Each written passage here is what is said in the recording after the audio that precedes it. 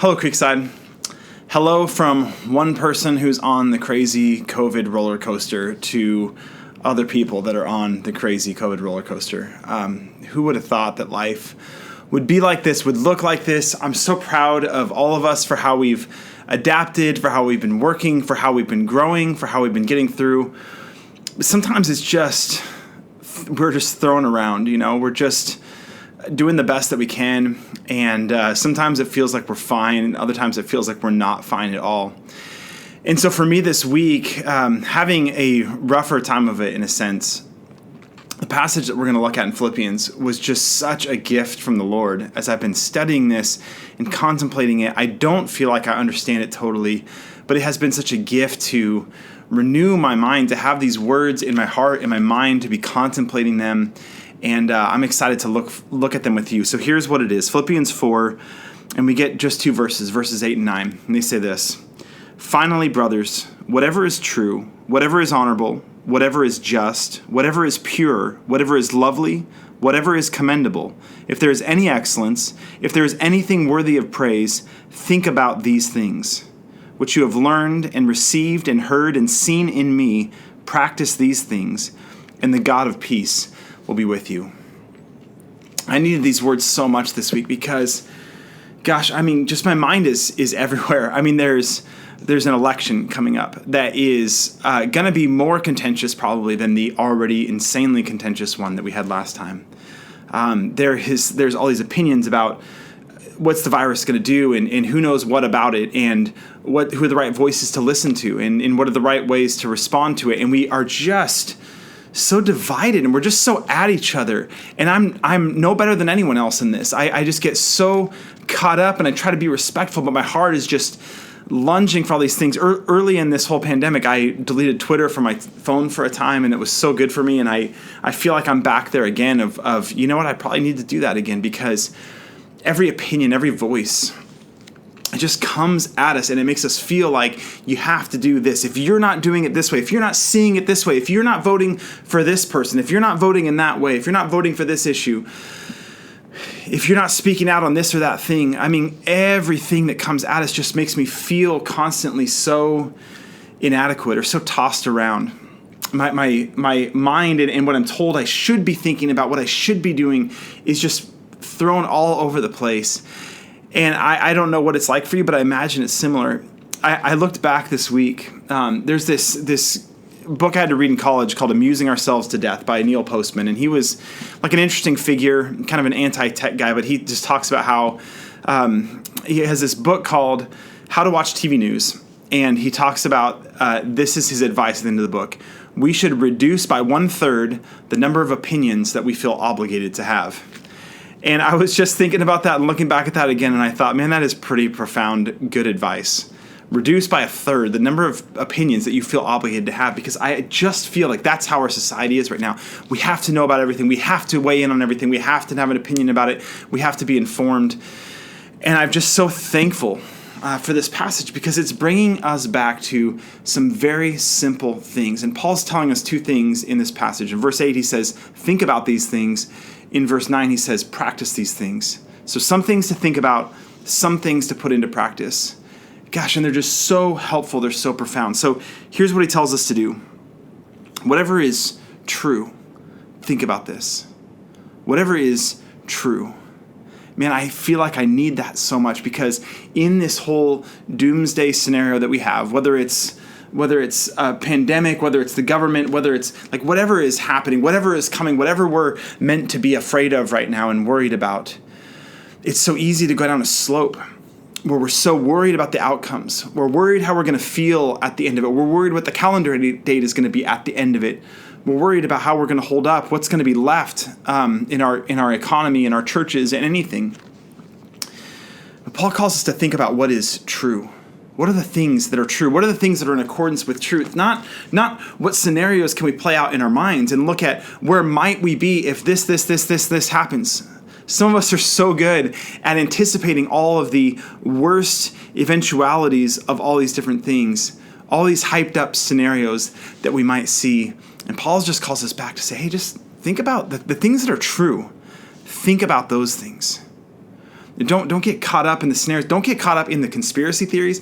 There have been, the first conspiracy theory I remember hearing was around the time of 9/11. And I just feel like now it's like we're ripe for conspiracy theories more than ever. And it's something that grabs our attention, it grabs our imagination. We think, you're right, is this just a coincidence? How could this be? And we buy into these things with so little information, right? It's just somebody shared a link on Facebook and we went with it. And there's an appeal, right? Because it makes us feel like it explains something that is inherently just out of our control. It's too big. We can't know about it. And so when someone puts the pieces together in a row, it's like, yes, that makes sense. It makes us feel like we have a little bit of control because we can kind of understand it. It might make us feel more intelligent than other people around us. It might give us some sense that everything's going to be okay because I can understand this and I know what's going on here. But conspiracy theories are so unhelpful, and it's contrary to this idea of whatever is true, think about those things, right? Don't speculate about everything. Don't let yourself go down these roads. Don't assume the worst about a situation, about a person, about a group of people. Think about the things that are true and just invest yourself in those things. There's so much that we've read in Philippians. If you even want to just say, think about the true things that are said in the book of Philippians, wow, that would be so good for us. Because it gives our minds some concrete things to cling on to, something to hold on to. Instead of spinning out, instead of wondering and guessing and trying to piece it together, there's so many things that we're just told so clearly, so truly from the Lord. Things that we know, things that we've experienced about Him that we can hold on to. So whatever's true, he says, whatever is honorable, the things that are valuable, right? The things that are praiseworthy. If there's anything that's like worth our time, worth our reflection, worth holding up, think about those things. Whatever is just, think about those things. The word just is key. It's all throughout the New Testament. The justice of God, the justice that we lack, God's righteousness, like justice, righteousness, all these words are tied together in the New Testament. It's a huge Old Testament thing about the justice of God. Justice is a huge key word in our society right now. As we're uncovering areas of injustice. There are injustices being done. Some of them are slipped into systems. Some of them are case by case. But in either way, Paul's telling us, look, hey, you're a group of people that's in the midst of suffering. Remember, Paul's in prison. He's writing to a church that's being persecuted. And he's saying, while you suffer, make sure that you think about justice, about what is just. These are important things. We don't sideline it. So we pursue, we see, what does justice entail? What does it look like for everything to be right, to be in accordance with what God truly wants in His world? And how do we work for it? Think along the lines of how do we bring justice to a given situation? So whatever is just, whatever is pure, things that are free from impurity, right? Things that are free from defilement. The term purity in the Bible has this worship, ceremonial washing, cleansing kind of a thing of I'm pulling away the things that are bringing me down, that are making me more like this world. I'm laying those aside so that I can worship God, this pure, holy sacrifice to the Lord. So the things that are pure, the things that are not taking us to our worst tendencies, things that are not degraded, the things that are not perverted, the things that draw us closer to the Lord and what He wants and what He exhibits Himself and what He calls us to. Think about those things. Whatever is lovely. I love that. Whatever is lovely. Think about these things. So it's not just pretty things, although it is, I think, certainly that. But the word actually means like what calls forth love. What things can we do that will generate more love in this world? How can we bring more love, more grace, more beauty into the midst of this world? Paul is telling us anything that calls forth love, that produces love, that fosters love, that cultivates it is so good. Makoto Fujimura is an artist, a Christian. I love him. And he talks about how culture is not a battlefield to be fought over, but it's a garden to be tended. Man, I love that so much because I felt it in my Christian subcultures that I've been a part of. It's we've got to defend ourselves against the world that's out there, and so culture becomes a battleground that we fight over. We've got to take it back. This, the church or our country or our subgroup or whatever, it used to be this way. We've got to take it back. We've got to fight against people that are trying to corrupt it. And what I love about what Fujimura says is no, it's not something we fight over. It's not something to be won. It's not a battlefield that we kick the enemies off of. No, culture is a garden and we tend it. And this makes me think of that. Whatever is lovely, What are the beautiful, good things that call forth love in this world? How do we tend those things? How do we identify them, see them inside the church and outside the church, and cultivate and tend those things? Paul is calling us to think about the things that are lovely. Whatever is commendable, he says. Those things that would be like worthy of lifting up, the things that we'd say, hey, I want to commend this to everybody else. I'd recommend this. Think about those things that we lift up. Sometimes when I'm driving around, you see bumper stickers on people's cars, and often I'm just surprised. It's everyone's entitled to their opinion. They can put whatever they want on their car, but often I'm surprised, really, that's the thing that you want to put on the back of your car? That's the thing you care about enough to say, I've got a little bit of real estate on the back of my car. I want everyone to see this about me. Paul's calling us, hey, make sure that what we think about, what we're putting our minds on, are the commendable things, the things that are really worth lifting up, the things that are worth us considering and devoting ourselves to and getting other people to think about too. Whatever is commendable, if there's any excellence, the truly excellent, the truly valuable, the truly praiseworthy things, and he says, if there's anything that is worthy of praise, right? Get rid of all the trivialities, get rid of all the things that are mediocre, who cares about that stuff? Put your mind on these things. So now Paul's calling us, think about this. Focus on this, right? So if we could, jumping back to Neil Postman, if we could get rid of a third of our opinions at least, or probably more, right? We could say, okay, I don't need to care about all this stuff. I think so often the news cycles determine our thought cycles, right? So whatever someone in media determines is newsworthy for that day, it drives our thoughts, it gets us thinking. This is the problem with social media for me, and why I'm like, let's delete Twitter again, because I need to get away from it from this season, is because it is somebody will tweet something, somebody will do something, and all day everyone's just weighing in. Here's my opinion on that. Here's my opinion on that. The news cycle forms my thought cycle. It just takes me where I don't need to go. And so if we could zoom out and say, I don't need opinions about all that. I don't need to be the most informed person. I can say, I don't know. I haven't really thought about it. I probably don't really plan to think about it that much.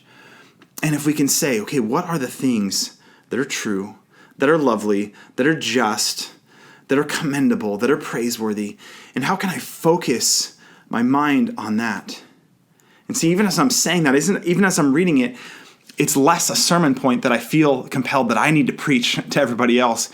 And it's more like this gift from God. It's more the voice of God speaking to my own soul right now and just saying, hey, I've given you all of these good, true, beautiful, just things to think about, to experience, and to pursue with your life. It's like God saying this to me and saying, why do you care what somebody picks as a vice president? Why do you care how a election cycle is going down?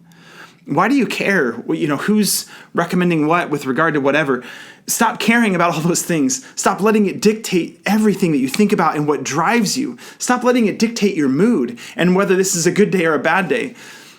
Stop caring about how frustrating your day was, how many interruptions were in the midst of it. Think about the things that are good, lovely, and true. I mean, if we could just ask ourselves for a minute, what are the things that are good and lovely, commendable, just in our lives? So many of those things, when I think about it, I think, okay, first of all, I think of God. I think of Jesus Christ coming down, loving me, right? I know how stained I am. I know how impure I am. I know how unjust and unrighteous I am. And yet to think about the thought that God himself would love me so much that not only did he make me exactly as I am, but he would sacrifice himself for me, seeing me in all of the impurities, all of the imperfections, all of the things that make me the worst, and see me in that and say, I love you. I made you. None of this is a surprise to me. I love you. And to the extent that he would empty himself and give his life to wash me, to cleanse me. See, when I think about anything that is pure, I can even think of myself as I stand before God because he has transformed me, purified me, healed me, made me new. It's beautiful and it's true. And so I can think about these things that the Lord has done for me. And I can look at you as a person and think of the way God has done that in your life. Because the two things I think of all those things that God has done for me are good and beautiful and just.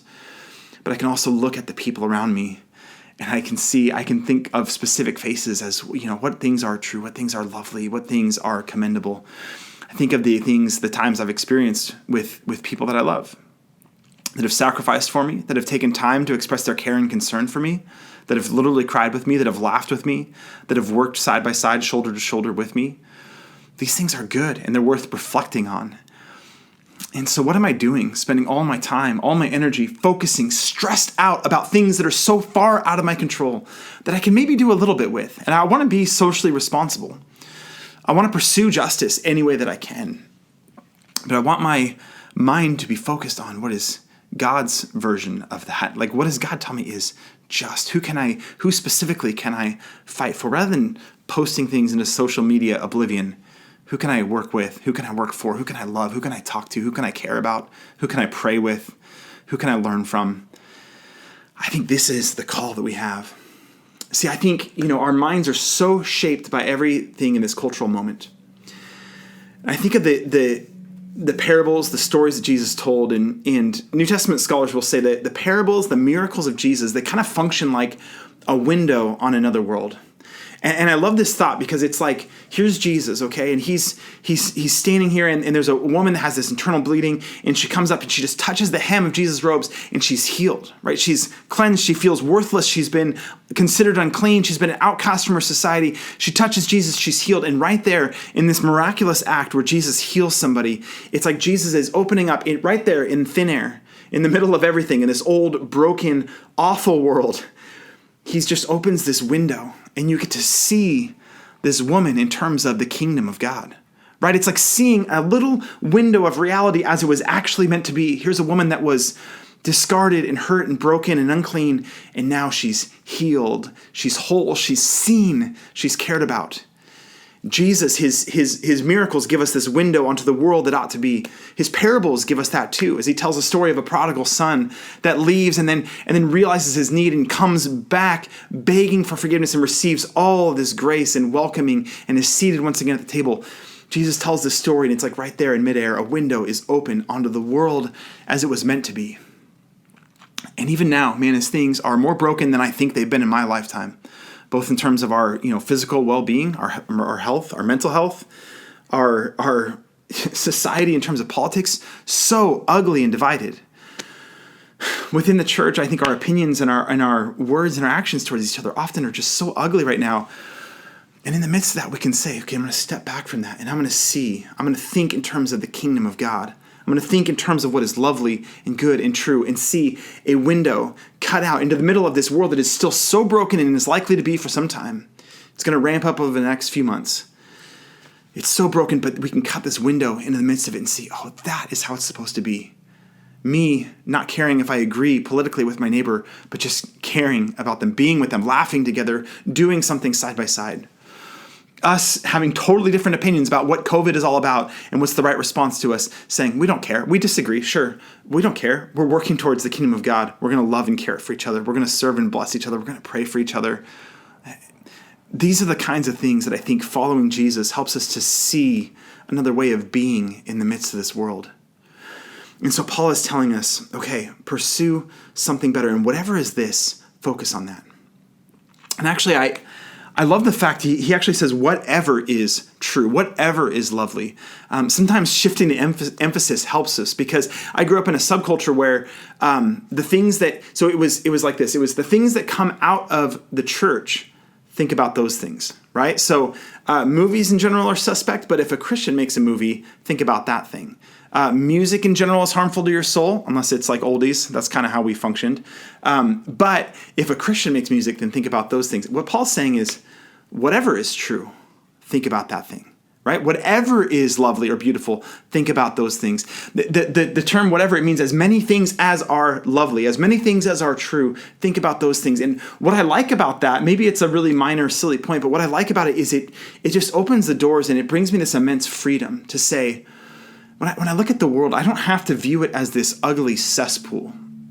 It's just full of people that are trying to harm me, full of things that are trying to bring me down. I often feel that way. But this is God's world, right? This is God's world. It is beautiful. It is good. God created everything and everyone with this goodness in it, right? This beauty in it because we're made in his image. And even the worst criminals still bear God's image to whatever extent.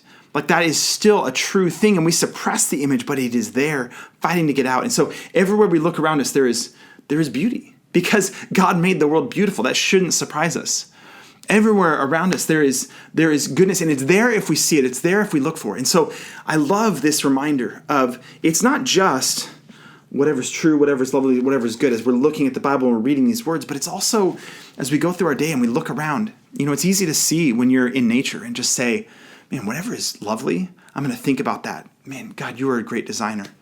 When we're with people, to say whatever is true, whatever is commendable, whatever is just, and we can see pockets and pieces of that in the people that we hang around with, those things are good. Those things are worth thinking about.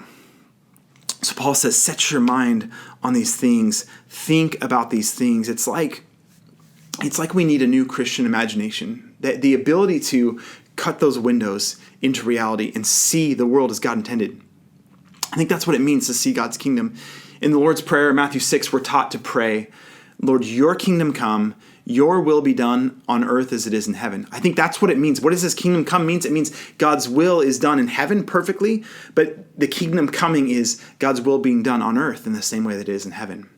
The kingdom of God is seeing the things that God wants and desires and wills happening throughout the world. And so for us to have a Christian imagination means we're cutting these windows where we can see, oh, okay, in the midst of the brokenness, I see a relationship that's whole, right? And in the midst of all these marriages that are just so cantankerous and are falling apart and selfish, here's a picture of marriage that looks good and beautiful and self-sacrificial, mutually self-sacrificial.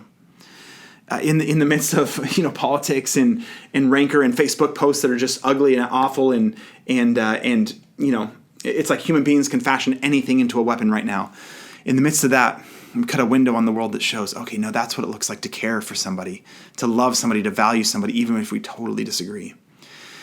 I would love to see our imaginations. And again, this is why this passage has been hitting me so hard, is it's reminding me I've stopped dreaming in some ways about what could happen in the midst of this world. I've in some ways it's like, okay, let's wait till this pandemic and this election and whatever is finally over. Now we can dream right now. God's given us imaginations to where we can picture things that don't yet exist, and we can dream and we can think about what that could be like, what we might see. And then what that leads us to do is we let our imagination follow us into something that is so much more beautiful.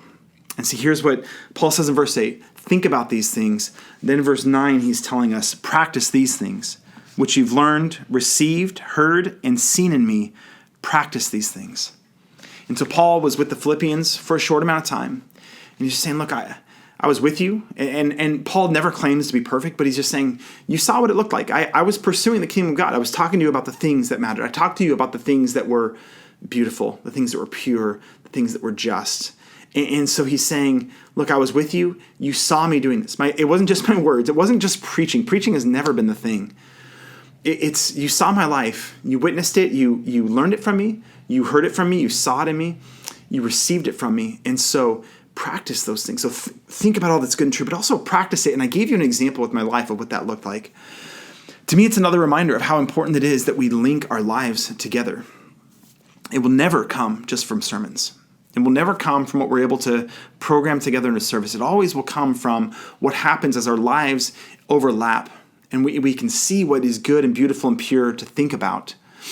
But we can also see this example of, okay, that is what loveliness looks like in real life. That's what justice looks like in real life. And none of us will set a perfect example. But as we overlap our lives, we'll see glimpses and pictures. And we can move forward in all that. The way I feel right now, I got to go to the beach a while ago with my family, and Northern California beaches are freezing, but it was amazing with this insane heat to go somewhere that was freezing cold. And so we went into the ocean, and the water is freezing, but we love just playing in the waves. So I'm there with my daughters, and we're in the waves, and it was amazing, and it was freezing. And as you're out there, we would just play in the waves, and you're swimming, you're getting tossed around. We were boogie boarding a little bit even, and what happens is over time you kind of start here in front of your camp, your chairs, and the water's here, and you're kind of here. But after a while, as you look back at the waves, you're like, oh, wow, our camp's way over there. We got moved over this far. It always happens to us when we're playing the waves. I think that's how our society is right now. I think that's how I am, to be honest, is feeling like, man, I've just been pushed. I've been so caught up in what I was doing here that I've sort of lost sight. I've lost track. I've lost that soul connection. to where I started, and I think to where I need to be. And so thinking about these things, practicing these things, man, I don't need the world to be fixed in order to love God. I just don't.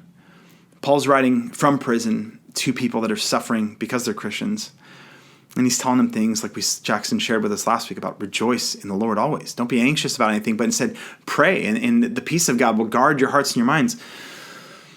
I don't need the world to be fixed to love Jesus. I don't need the world to be fixed to care about the people that are around me. I don't need the world to be fixed to worship God in my heart and with other people. And so all these things, to be reminded of what actually matters. It was never solved by our ability to gather in a certain way, for sure. It was never solved by our ability to learn and teach and recognize certain things. Sermons have never been good enough to keep us on the right track. It's filling our minds with the things of the Lord and the things that are true and good and beautiful and commendable and praiseworthy and virtuous. These are the things that we need to chew on. And so I need to be soaking my mind in those things. I think we all do. I think the beauty of the Christian community is that we can come around each other and help hold each other closer to these truths. We can embody them to one another. I can give you a glimpse of what love and grace looks like sometimes. And then when I'm off the rails and I lose my temper and I'm living worldly, which happens all the time, you can be a reminder to me of what it looks like to live a loving and gracious life. And so we need to focus. We need to practice. I love the way that Paul says this, because he says, practice these things. And he says, the God of peace, now I lost it, practice these things and the God of peace will be with you. I love this because 2 sentences earlier, don't be anxious, but pray. And the peace of God will guard your hearts and minds in Christ Jesus. So the peace of God will guard your hearts and minds. And now he says 2 sentences later, practice these things and the God of peace will be with you. To me, it's such a good reminder. The peace of God is not like the force that comes in impersonally and does something to us. The peace of God comes from the God of peace, and he will be with you. I need to think about these things. I need to focus my mind and recognize it's not just the peace of God that comes to me detached, but it's the God of peace, and he will be with me.